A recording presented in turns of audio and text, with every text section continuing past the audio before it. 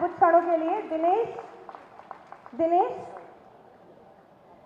बच्चों के प्रति विशेष अनुराग माननीय मुख्यमंत्री जी का सदैव रहा है। आज उनका आशीर्वाद उन्हें साक्षात मिल रहा है। एक बार जोरदार बोलेंगे भारत माता की।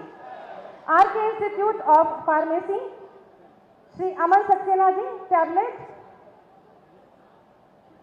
Shri Adarsh Singh ji tablet, Ayushman card Shrimati Reet Kali ji, Ayushman card Shri Kamal जी,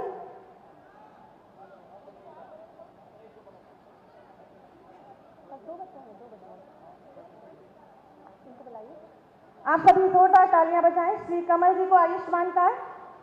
और उत्तर प्रदेश राज्य ग्रामीण आजीविका मिशन जनपद बरेली में श्रीमती सरोज कुमारी और श्रीमती रीना जी को आरएस एंड सीआईएस की धनराशि का डमी चेक जिसकी लागत 10,33,37,500 है। जोरदार तालियां हमारी इन मातृशक्ति के लिए। और उज्ज्वला योजना के अंतर्गत श्रीमती शीला देवी जी को गैस चूल्हा इस मंच के माध्यम से।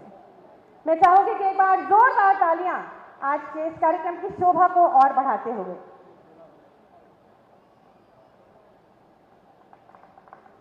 बहुत बहुत धन्यवाद, आभार माननीय मुख्यमंत्री जी।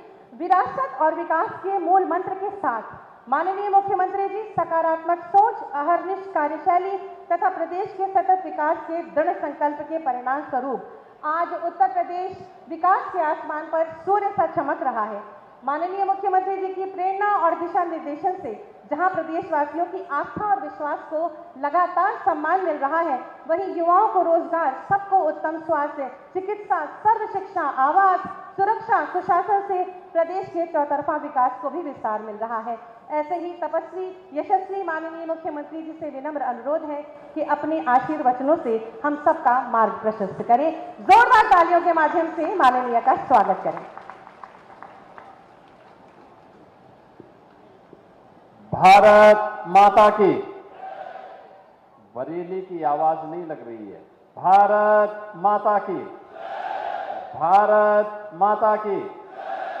भारत माता की। वंदे वंदे वंदे। नमः पार्वती पतिये हर हर।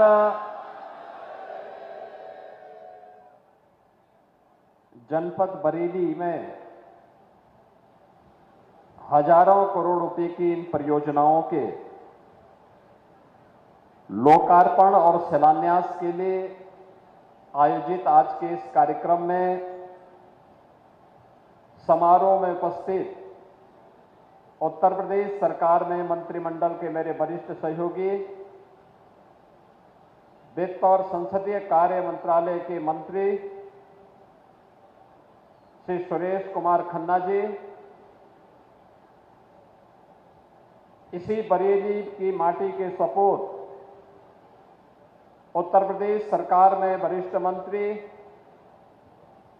पशुधन डेयरी विकास मंत्री श्री धर्मपाल सिंह जी, इसी बरेली के सपूत और यहां के लोकप्रिय विधायक, प्रदेश सरकार में वन और पर्यावरण मंत्री डॉक्टर अरुण कुमार सक्सेना जी, राज्य मंत्री गन्ना विकास चीनी मिलें श्री संजय गंगवार जी, माननीय सांसद श्री छत्रपाल सिंह गंगवार जी, जिला पंचायत अध्यक्ष श्रीमती रश्मि पटेल जी, महापौर श्री उमेश गौतम जी, विधायक कैंट श्री संजीव अग्रवाल जी, विधायक फरीदपुर प्रोफेसर श्याम बिहारी लाल जी, माननीय विधायक doctor Raghavendra Sharma ji, doctor DC Verma जी, डॉक्टर एमपी आर्य जी, विधान परिषद सदस्य श्री बहोरन लाल मौर्य जी, कुंवर महाराज सिंह जी और प्रभारी मंत्री शाहजहांपुर श्री जेपीएस राठौर जी, मंच पर उपस्थित सभी सम्मानित जनप्रतिनिधिगण, भारतीय जनता पार्टी के क्षेत्रीय अध्यक्ष, जिलाध्यक्ष, महानगर अध्यक्ष समेत सभी पदाधिकारी और उपस्थित बहनों और भाइयों, सावन के मास में नाथ नगरी में आकर के देवादिदेव महादेव के श्री चरणों में नमन करने का सौभाग्य प्राप्त हुआ है। इस अवसर पर मैं आप सभी उपस्थित बरेली वासियों को यहां के जनप्रतिनिधियों के परिश्रम और पुरुषार्थ से जो परियोजनाओं का उपहार प्राप्त हो रहा है, इसके लिए हृदय से बधाई देता हूं, शुभकामनाएं देता हूं और अपनी हृदय से इस अवसर पर आपका अभिनंदन भी करता हूं। बहनों और भाइयों, आज 2200 करोड़ रुपए से अधिक की परियोजनाओं,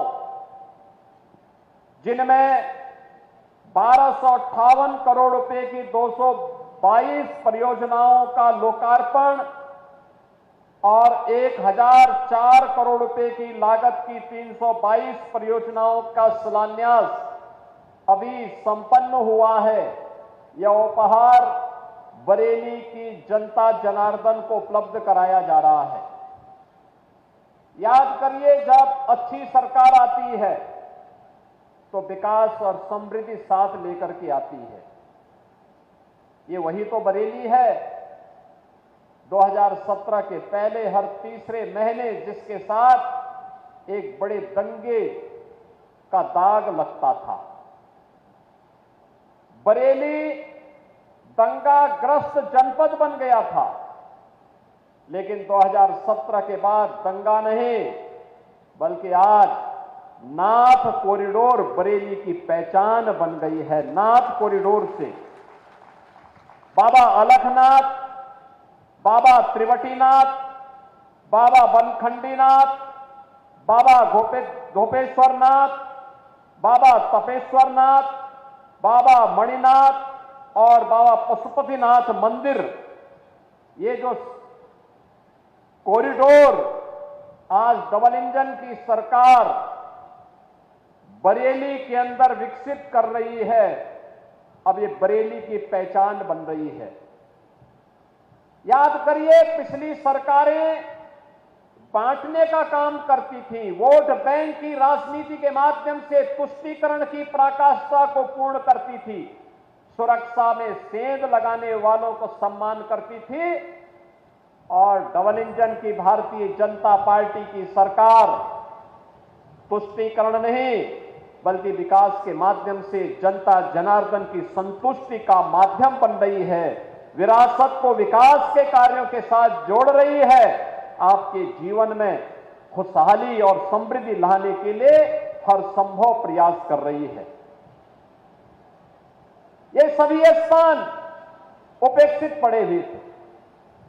इस बार आपने देखा होगा, न्यू बरेली के रूप में यहां के विकास प्राधिकरण के द्वारा, नगर निगम के द्वारा, यहां के जनप्रतिनिधियों के द्वारा जो विभिन्न प्रकार की परियोजनाएं आज बरेली के लिए स्वीकृत हुई हैं, अब उनके परिणाम हम सबके सामने देखने को मिल रहे हैं।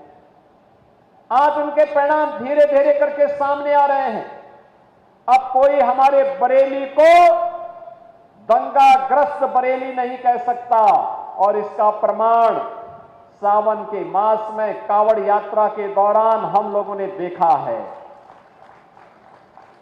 कितना कुत्सित प्रयास हुआ है कावड़ यात्रा को बदनाम करने का। याद करना, जो आयोजन समग्र समाज की एकता के माध्यम बनेंगे, समाज विरोधी तत्व उसके बारे में दुष्प्रचार करेंगे, उन्हें बदनाम करने के लिए साजिशें रचेंगे, उसके लिए षड्यंत्र रचेंगे, छद्म भेष में ऐसे तत्वों को बीच में भेज करके पूरे माहौल को खराब करने का प्रयास करेंगे। लेकिन समाज की जागरूकता और पुलिस की तत्परता के कारण ऐसे तत्व बेनकाब होते हैं। कावड़ यात्रा सकुशल संपन्न होती है और बरेली में भी कावड़ यात्रा सकुशल संपन्न होकर के यहां पर नाथ कॉरिडोर में लाखों की संख्या में श्रद्धालु जनों ने जलाभिषेक के कार्यक्रम के साथ जुड़ करके अपनी श्रद्धा को देवादिदेव महादेव के श्री चरणों में समर्पित किया।